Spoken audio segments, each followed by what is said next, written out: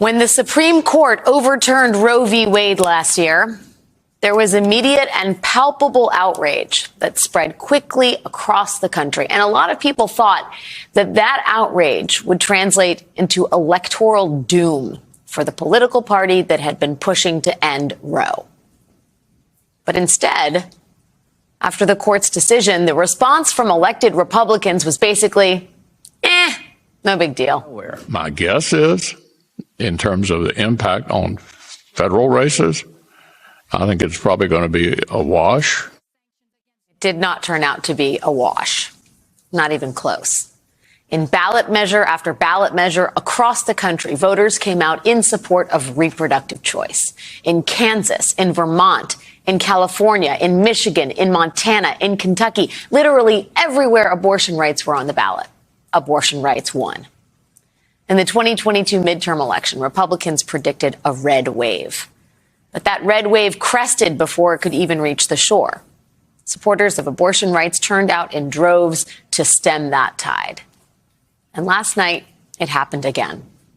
In Ohio, a state Trump won by 8 points in 2020, people voted by a margin of 13 points to enshrine abortion rights in their state constitution. In Kentucky, a state that Donald Trump won by 26 points in 2020, voters chose to re-elect Democratic Governor Andy Beshear, who very vocally campaigned on protecting abortion rights. In the swing state of Virginia, Republican Governor Glenn Youngkin channeled the hopes of so-called moderate Republicans by campaigning to win Republican control of the state legislature so that he could pass a 15-week abortion ban. A ban he wanted to sell to the American people as the sensible Republicans' abortion ban. That plan failed, too. Democrats not only kept control of the Virginia State Senate, they managed to take control of the State House from Republicans by running against Glenn Youngkin's abortion ban. And now, today, conservatives are freaking out about all of this and finally starting to realize that it is not a wash, that people do care, and boy, do they care a lot. Democrats are trying to scare women into thinking Republicans don't want abortion legal under any circumstances. No abortion ban. I mean, I think that's what the voters said. We've seen it in polling for a long time. When we looked at the midterm elections last year, we said instead of a red wave, we saw a red ripple. In large part, I think that was because of abortion. These results, though, do underscore the potency of the abortion rights issue. If the Democrats could run abortion rights against Trump in 2024, they probably do very well indeed. It does seem like the Republican Party generally has a real problem with winning. None of this is lost on Democrats. The ads are being cut, reminding people that the Republican frontrunner in the coming presidential race is the one who made all of this happen in the very first. It's Tisha Powell, and welcome to American Television News. Go ahead, friends and folks and family and everyone that's watching, hit the free like and that free subscribe button. It helps a lot. Our team really needs this, so please hit the like and free subscribe.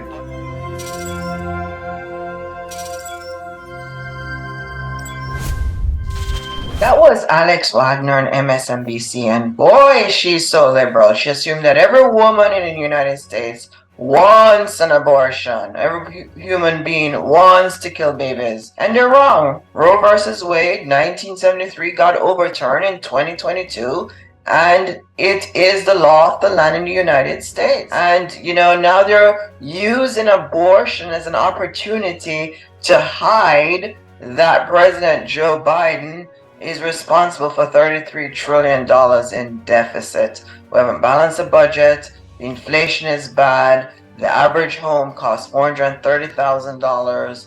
Interest rate is at 8%. The average single family home is just stifling people. The average car payment is over $1.3 trillion in debt. And the inflation is bad. And guess what? The liberal media and the Democratic Party want to do. They want to weaponize Roe versus Wade. And here is Alex Wagner giving her monologue saying that in Ohio, where Trump won by 8 points, abortion, had something on the ballot, the abortion vote on the ballot. At the end of the day, because of the 10th Amendment, the abortion is not a federal issue to begin with. That's why Roe versus Wade was overturned. It's not a federal issue, Alex. You know that it's not a federal issue. We all went to law school. We know the constitutional law very well in the United States. It was never a federal issue. And now it's a human rights issue because we are beginning to find out that a fetus is a child. Now, abortion hurts 40% of the population that are black. That's correct. This is why a lot of blacks are against abortion. According to research, June 2022, 40% of the abortions, it was from black people. 19 million black babies died since 1973 in the United States due to abortion. And the four main reasons that black women do abortion, why abortion is being performed: they have no money, they do not have, it's bad timing to be pregnant, they do not have a spouse, and they already have children to take care of. So this is not a reason to have an abortion. You could do an adoption. I think that we need to go from abortion to adoption. And in 100 countries, according to research in December 2022, there is a certain restriction on abortion. So Alex Wagner is pretending like abortion is this big thing that is guaranteed when 100 countries have some form of limitation on it. Because we're beginning to find out now that this is not a reproductive right. This is a human right. We're dealing with children here. We can't continue to kill children and say, oh, this is an abortion. You know, it's just wrong. In 2020, 1,603 abortion clinics were in the United States, 227 clinics, 530 hospitals. And in 2020, 620,000 babies died to abortion. That's a lot.